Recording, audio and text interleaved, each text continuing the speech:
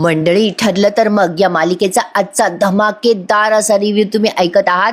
अरे आजही सुभेदार त्यांच्या निर्णयावर अगदी ठामपणे आहेत. प्रेक्षकांनो, काय जबरदस्त दाखवलाय आजचा भाग. प्रियाला हात धरून सायलीने घराच्या बाहेर काढले. आज फायनली जो प्रोमो आपण बघत होतो ना, तो आज प्रत्यक्षात बघतोय पुन्हा. सायलीने आता प्रियाला हाताला धरून उंबऱ्याच्या बाहेर हाकललंय, घराबाहेर हाकललंय आणि सांगितलंय, चल निघ म्हटलं ना तुला इथून. चल प्रिया निघ म्हणते ना, तोंड दाखवायचं नाही पुन्हा इथे.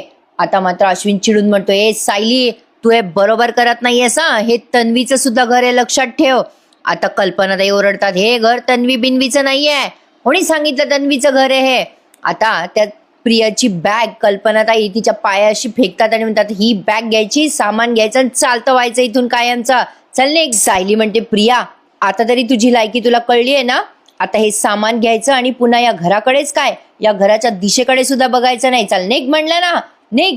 अरे बापरे प्रेक्षकांनो, असलं महाभारत रंगलंय ना आज यांच्या घरात, जबरदस्त.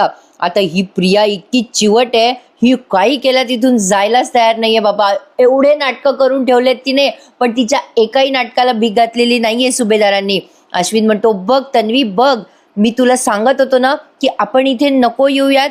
लगेच प्रिया रडायला लागतं आणि म्हणते, मला काय माहिती होतं रे अश्विन, अरे हे सगळे माझ्याशी असे वागतील, मला कल्पना पण नव्हती रे.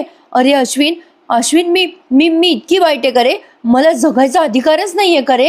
अरे असं कसं रे. अरे मी आता काय करू सांग ना तू. अरे मला माझ्या हक्काच्या घरात घेतील, आता मी काय करू, असं सांग ना रे अश्विन, मी काय करू. अश्विन म्हणतो, अगं तन्वी, अगं आपण दुसरीकडे कुठेही जाऊन राहू शकतो ग, इथे राहायचं काय हट्ट आहे एवढा. लगेच प्रिया काय कळवळा आणायचं नाटक करते आणि म्हणते, असं काय करतो अश्विन, अरे माझी माणसं आहेत रे. अरे एवढी वर्ष मी माझ्या आई वडिलांच्या शिवाय काढली रे, तेव्हा मी अशाच कुटुंबाचं स्वप्न बघत होते रे.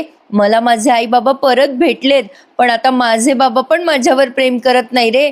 अरे साधं मला जेलमधून सोडवायला पण नाही आले, पण तू आलास रे अश्विन, तू आलास. मला सांग, मी आता तुझ्या आई बाबांसोबत नाही राहणार तर कोणासोबत राहणार. सांग ना अश्विन, मी कोणासोबत राहू. अश्विन म्हणतो, अगं तन्वी, त्यांना तुझी गरज नाहीये तर आपल्याला पण त्यांची गरज नाहीये ग. प्रिया म्हणते, आहे, अरे आहे अश्विन, गरज आहे. मला जशी तुझी गरज आहे तशी तुझ्या माणसांची पण गरज आहे रे अश्विन. अरे असं काय करतो रे. अरे मी खूप हाल सहन केले रे. अरे खूप सोसले मी त्या जेलमध्ये, आता मला स्वतःच्या घरात जायचंय रे. अरे माझी एवढी छोटीशी अपेक्षा आहे रे, माझी एवढी अपेक्षा पूर्ण कर ना रे अश्विन. आता त्या अश्विनच्या खांद्यावर बंदूक ठेवून गोळ्या झाडते बरं का प्रेक्षकांनो. आणि आता तो क्षण येतो, त्या क्षणाला आता नाटकं